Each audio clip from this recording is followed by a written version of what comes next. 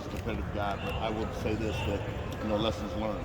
And there's some hard lessons learned for him as a young man, and dealing with adverse situations and how to deal with them, the good and the bad, and how could he have been better handling some adverse situations. And so you never want to see a guy get hurt and go down, but it is what it is, and we learn and move on. It feels like we've been using the J.K. Dobbins experience, talking about Trey for a lot of that time. And I know that it's apples to oranges in terms of how the sophomore years went, but just going from disappointing and trying to bounce back from that, what were some things you saw from J.K. at this point in 2019? Are you seeing any of that stuff from TreVeyon Henderson? Yeah, just getting back to some of the mindset he has as a freshman, just the way he's preparing. Not just his mind, but his body and things like that. But Trey's that's a totally different deal, though. The kid was hurt. But with that being said, there's also some things he could do emotionally and mentally that'll help keep him at ease and the calmness about him. So we went through it. We are where we are, and we'll put that behind us, and here we go. It's not like Chip is a first-time running back for you guys. Right. He obviously played a lot at Arizona State. But what have you seen from him this spring that maybe you didn't see in November when you guys brought him back over? Oh, just being comfortable playing position again. And he's a pro, how he handles his business as far as his study habits, as far as how he takes care of his body, the way he practices, his full tilt. So, but we already knew that. I think a lot of it's just kind of getting ingrained again in just the feeling of being in the backfield and running. So, when he breaks loose, are you guys ever surprised by just how quick he is at his size? Oh, at first we were. Not now. We've been seeing it now. But, yeah, the kid can run. He can run. He's got good top-end speed, and, he's 34 pounds, whatever it is. And so Chip's a competitive kid. So, excited to have him in our room. With Chip, what were the conversations like in January when he was trying to figure out what side of the ball he was going to play on, how he was stay in your room? It wasn't really a whole lot of conversation. It was like, what do you want to do? And he said, this is what I want to do. Are you sure? Yes, and that was the end of the conversation. So it wasn't real long. What did they tell you? But it was just he seemed very certain about where he wanted to go. Yeah, again, Chip's a grown man now.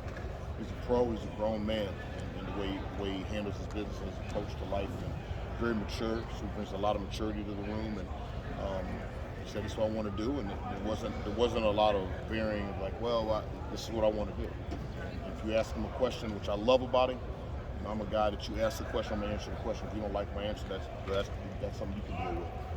But you ask me a question and get an answer, and Chip's the same way, so I love that about him. Tony, it seems like Chip and Dallan are having good springs. Yeah. You obviously have Trey and Miyan. How do you just balance that in terms of finding roles for all those guys? We'll find that out as we get closer to the fall. What are your takeaways of Dallan and Chip from the spring? I'm sorry? What are your takeaways from Dallan and Chip during the spring? Yeah, I think that Dallan has grown, he's maturing. Every single day, again, you're talking, this is still his first spring. He's never been through that. He played some in the fall, but he's still maturing. He's changing his body.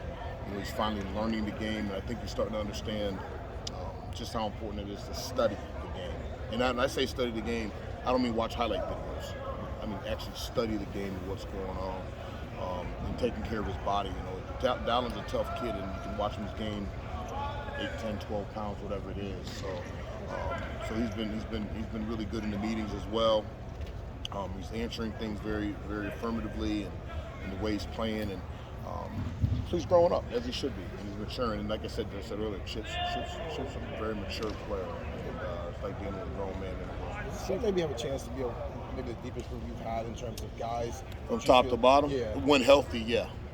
When not healthy, well, roll the dice. But when healthy, from top to bottom, I would say it's probably the deepest room.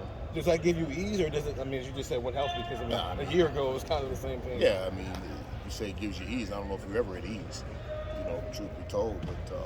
But when healthy, I like the room we got when healthy. When you're evaluating guys, are you looking at, hey, we could use this guy in this way and this guy in this way, or are you just trying to build as much depth as possible? Right now, I'm just trying to build depth because we want guys that are 3-down players, and everybody can do everything. Obviously, as you move through things, some guys are going to be better than others in certain things, but right now it's just really training guys to do everything that we do the best of their abilities, and enhance them wherever we can enhance them. We haven't started putting packages together, I think is a direct answer to your question. Those haven't been put together, but as we get into the summer and the fall, we'll do those. Being so early like that, with it being so early, do you prepare Dallan to say, like, there may not be 100 carries for you this season? Oh, I haven't even talked about him like that. preparing our guys to get better every day individually. And then obviously holistically as our offensive unit, and we'll figure all that out as we move down the road. Seems like Dallan. We talk about guys gaining weight every offseason. It's one of our favorite things to talk about in the spring. But like, I gained a bunch too. I think we all have. But with Dallan, it seems like that weight is translating to maybe a little bit more power. Do you see? Yeah, that's what you want. That's what you're hoping for, and I still think it can be better. And he knows that. This is leg strength and lower body strength, and as we're running through contact and running through tackles, but it's gotten better, and it's not where it needs to be yet. But we're also not playing yet. So that'll continue to grow as he and Nick and the strength staff continue to build that. I know that you're not trying to just hand out compliments, but like, No, I do not. For him to be able to do what he did, particularly in the Maryland game, and not be where he probably should have been with his weight, does that make it a little bit more impressive that he was able to do things like that last year? No, I mean I expect him to do that. That's why we put him out there, you know, and you know he did. He had a heck of a game for us. Looking back, but we put him out there those expectations to be able to play, and now it's just all about enhancing him and getting him better. Can I just ask you, just to like kind of break down those five, Dallan, Trey, Miyan, Chip, what kind of makes them different? What makes them unique as running backs? Wow, I mean, how much time you got? As much as you want to give them. No, I'm not going to give you that much. But no, I'm going to ruin my mom's good name. No, you know, they all are different. You know, I think Trey, you know, obviously has some issues, some deals where he can run away from people. And when he hits a crease in the seam, he can really go. You know, I think that's something he provides. You know, Dallan's got, I think, really good vision. He can kind of feel his way and see some things. You know, Miyan's probably more powerful than all of them. The two I just spoke about. You know, I think that Chip brings a combination of some power and speed because he's faster than Miyan. So they all bring. Then you have Evan, as no one's really talking about because he's been out for so long. But you know, he's got the ability to go out and run routes and catch the ball. Trey really catches the ball well. Evan catches the ball probably better than most of the other guys. So they all have different things that they provide. And but at the end of the day, the goal is to get them all prepared to play 3 downs if we need them to be, and if we want to package them, we have the availability to do that as well. But they all bring different things, and they all three bring different personalities in the room as well, and their approach to things. But the one thing they all are is they all are very competitive guys, and that much I love that about them. I promise this is not a carries distribution question. So why are you asking? It's not I'm that. playing. But when you do have skill sets that are that different, I know you're trying to develop all of it, but when Right. they're that different, who you decide to throw out there and give it moments? Maybe game to game, It depends. It depends on what we need, depends on game situation. You know, all of a sudden, if we're in the game and all of a sudden we get into a tempo situation, well, then whoever's in the game at that time, that's who's playing. And so you can say, well, you know, this guy may be better situated for this, but if we're in a tempo thing, we can't get guys off the field, and they got to go play. And that's why I think you try the best you can to see that they're 3-down players. I don't know if that's answering your question or not, but you know, there's some things that if we're in a short yardage situation and 3rd and 1, well, maybe I don't want Evan in the game. Maybe I want Miyan or Chip in the game. So I think a lot of it's just game situation and where we're at and what we're doing. And once again, it goes back to a lot of health issues as well. Who's healthy and who's available. You said a few years back that it's not your job to keep your players happy, it's their job to keep you happy. No, I didn't say that. I never said they had to keep me happy. I said it's my job not to keep them. I said I'm not running a happy camp. I guarantee you I never said they got to keep me How happy. are they doing at keeping you happy? They're playing hard, so I'm good. You know, but it's not about keeping me happy. It's about helping our football team do better, and it's about their development to be better. It's not about keeping me happy. Listen. We win games. You play well. I'm happy. I'm good. You know, this isn't about me. It never has been, never will be. And this is about preparing our players to be the best that they can be. How are you keeping Evan and Trey patient while also wanting them to get work in? And keeping them engaged. Yeah. You know, I think a lot of that's just in the meetings, and you know, when they're in the meetings, engage them, and you're still asking them questions. You're still making them stand back here and watch from and get mental reps, if you will, from the back, and so that keeps them going like, okay, envision yourself in this moment, right?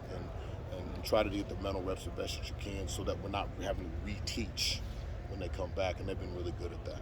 How far ahead of schedule is Trey? You know, you'd have to ask the trainers and doctors, but I remember when we first started the spring, they had talked about maybe the last week having him be able to run around and do some things. So that being said, based on what I was told back in February, I'd like to think he's probably a couple of weeks ahead of where he needs to be.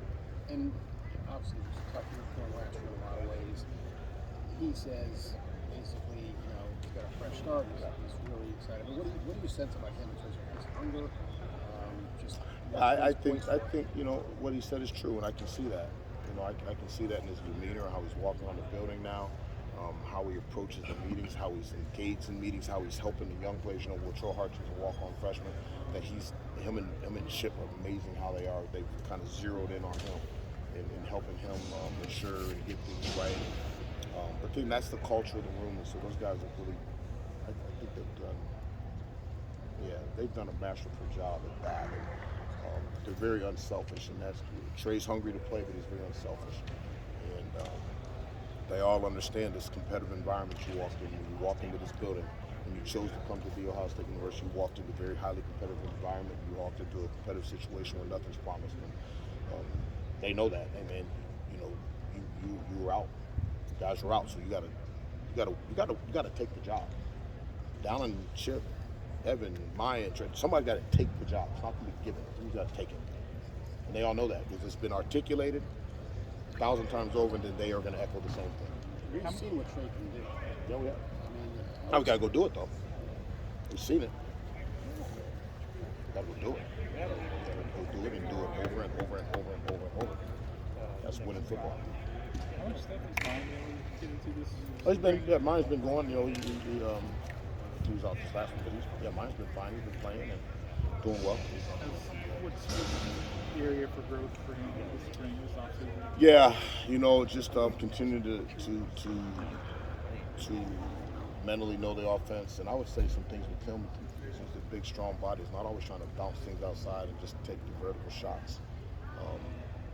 3 and 4 yards is okay, but sometimes versus trying to bounce and make big plays. And, I think we all want to get big plays, but sometimes taking that dirty 2 or 3 yards is not a bad thing either, and just going physical. Because listen, they still got to get his big behind on the ground. He's a big old strong guy, and so when he runs sideways, they can get him because he's not the fastest guy. So when you get a chance to take the ball vertically, take it vertically. They still got to get him on the ground. Coach, my happiness cup runneth over. That's good, Jerry, because man, you made me do this. So. I know it. I'm happy.